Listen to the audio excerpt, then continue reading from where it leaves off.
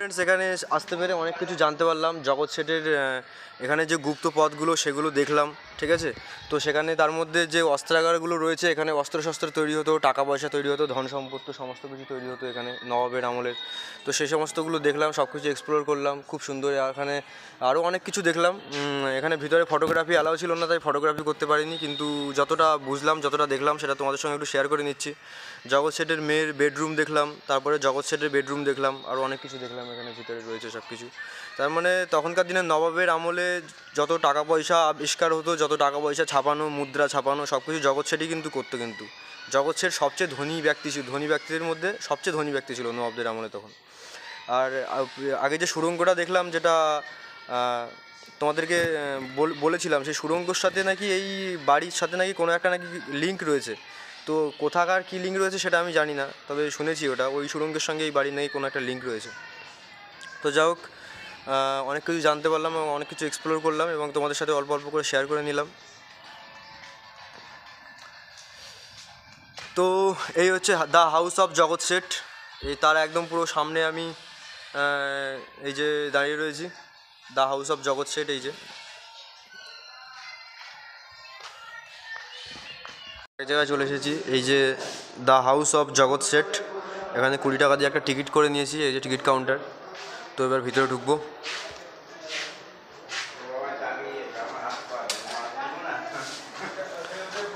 তো এখানে কিন্তু আর একটা ইতিহাস রয়েছে, ঠিক আছে।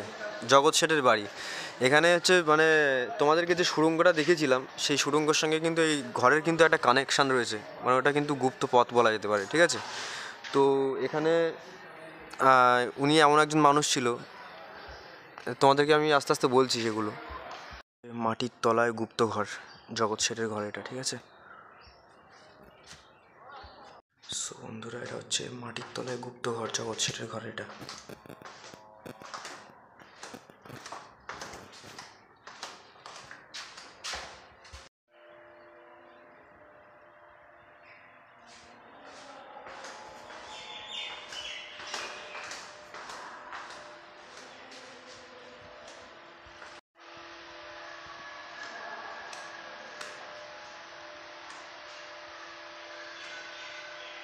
এই যে তোমরা একটা প্যালেস দেখতে পাচ্ছ এখানে, এটা কিন্তু রাজা বেবি সিংয়ের বেবি সিং রাজা রাজা বেবি সিংয়ের রাজবাড়ি এটা।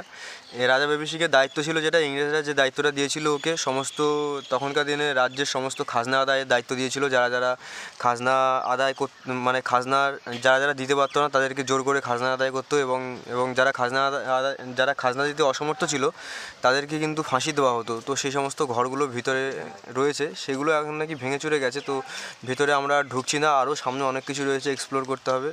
তো তোমাদেরকে এটা একটুখানি ছোট্ট করে শেয়ার করে নিলাম তোমাদের সাথে।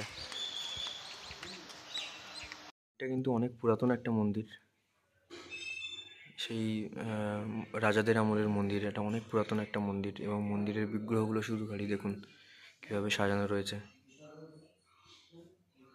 এবার তোমাদের যে জিনিসটা দেখাবো, এই যে তোমরা গাড়িটা দেখতে পাচ্ছ, এটা হচ্ছে নবাবদের আমলে তৈরি হওয়া প্রথম গাড়ি, কিন্তু এটা ফার্স্ট কার, প্রথম গাড়ি এটা। এখানে সুরক্ষিতভাবে রাখা হয়েছে গাড়ির। দেখো স্ট্রাকচারটা, শুধু দেখো গাড়ি কেমন, গাড়ির চাকাগুলো এবং গাড়ির পুরো গাড়ির স্ট্রাকচারটা দেখো কেমন। এটা কিন্তু সেই আমলের প্রথম গাড়ি এটা। তোমরা এখানে একটা রথ দেখতে পাচ্ছ, এই যে একটা রথ রয়েছে এখানে। এই রথটা কিন্তু পুরোটাই রূপোর তৈরি, সিলভার, পুরোটাই সিলভার দিয়ে তৈরি করা এই রথটা। 22 মণ ওজন আছে এইটার। এটা হচ্ছে রূপোর রথ। এই রথটার ওজন শুধু 22 মণ। এটাকে এখানে সুরক্ষিতভাবে রাখা হয়েছে।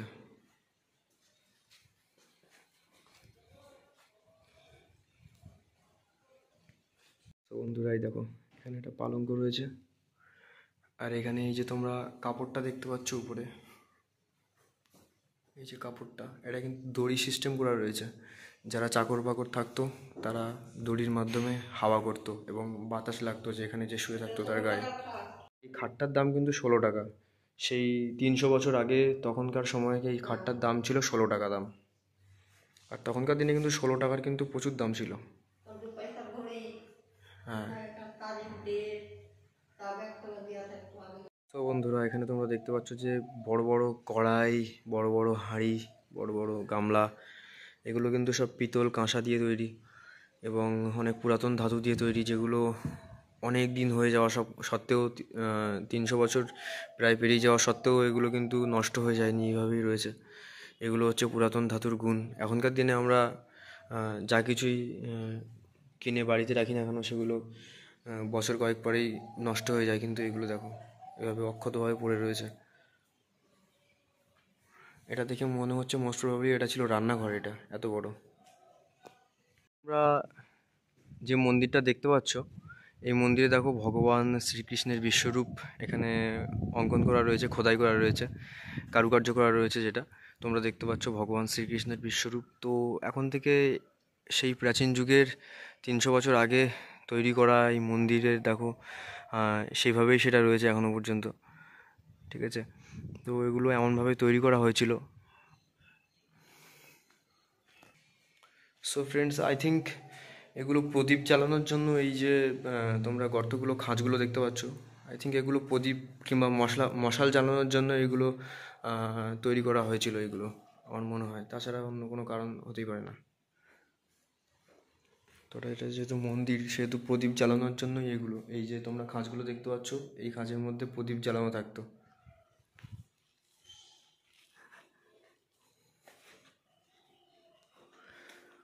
ও মাই গড, এই দেখো কত বড় মন্দির, ভগবান জগন্নাথ দেবের মন্দির। তারপরে ভিতরে আরও কত বিগ্রহ রয়েছে ভগবান, আমার গাটা খালি ছমছম করে উঠছে, আমি তোমাদেরকে বলে বোঝাতে পারবো না। এখানে কত বিগ্রহ এখানে বানানো রয়েছে। এটা নিশ্চয়ই কোনো হিন্দু রাজার কিংবা হিন্দু জমিদারের এটা মন্দির ছিল। তো তোমরা দেখো শুধু খালি কত ভগবান শ্রীকৃষ্ণের বিগ্রহ এখানে সাজানো রয়েছে। এখানে ভগবান জগন্নাথ দেবের বিগ্রহ এখানে সাজানো রয়েছে। আমার গাটা খালি ছমছম ছমছম করে উঠছে। এই দেখো মন্দিরটা দেখো কত বড়। এই যে বড় বড় ঝাড়বাতি এখানে মন্দিরের মধ্যে সাজানো রয়েছে, জাস্ট অসম্ভব সুন্দর কারুকার্য। এখন থেকে প্রায় 300 বছর আগের পুরাতন। জাস্ট আমার এর মধ্যে ঢুকে জাস্ট গাটা ছমছম করে উঠলো, যেগুলো যেরকম সিনেমাতে যেরকম দেখা যায় জাস্ট সেরকম অসাধারণ। দেখো শুধু মন্দিরটা কত বড় মন্দির, জাস্ট কত বড় মন্দির।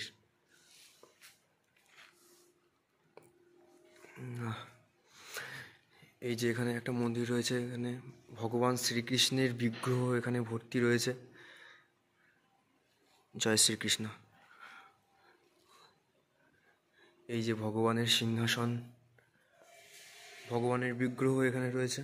এগুলো কিন্তু সেই পুরাতন দিনে এগুলো তৈরি করা, এই বিগ্রহগুলো এইভাবেই রয়েছে, এগুলোকে সুরক্ষিত করে রাখা হয়েছে। তোমরা খালি একটুখানি দেখো, অসম্ভব সুন্দর। এটা ভগবান বজরংবলী হনুমানের একটা বিগ্রহ এখানে রয়েছে।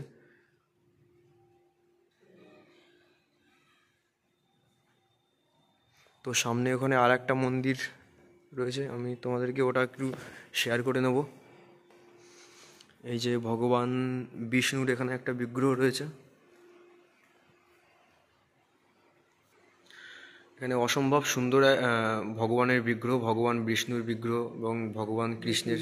राम राम के लक्ष्मण আচ্ছা, রাম লক্ষ্মণ। हाँ तो राजा तो वो तो मैंने सोना এখানে 6 मूर्ति सोने की। बजरंगबली का मूर्ति है यहाँ पर। ये बजरंगबली है, ये जरूर है। वहाँ पर सब सोने का मूर्ति है। ये बीच में सोने का है, ये अच्छी धातु है।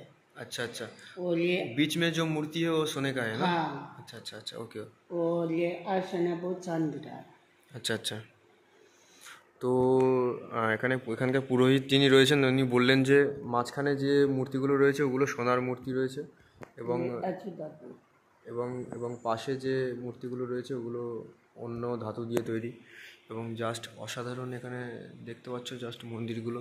এটা প্রায় 300 বছর পুরাতন মন্দির এটা। 500 সরি, 300 বছর তোমাদেরকে বলছিলাম, বাট এটা 500 বছরের পুরাতন একটা মন্দির, ঠিক আছে। মন্দিরের ভিতরে এটা বারান্দা।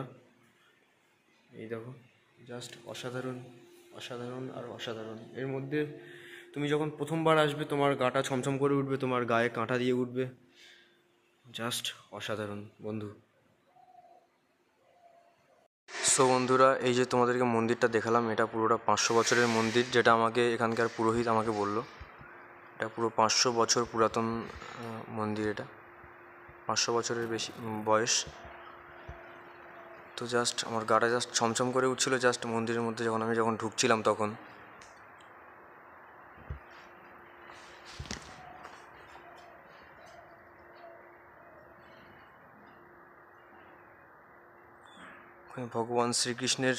ওখানে ভগবান শ্রীকৃষ্ণের মূর্তি রয়েছে, ওখানে ভগবান শ্রী রামচন্দ্রের মন্দির রয়েছে।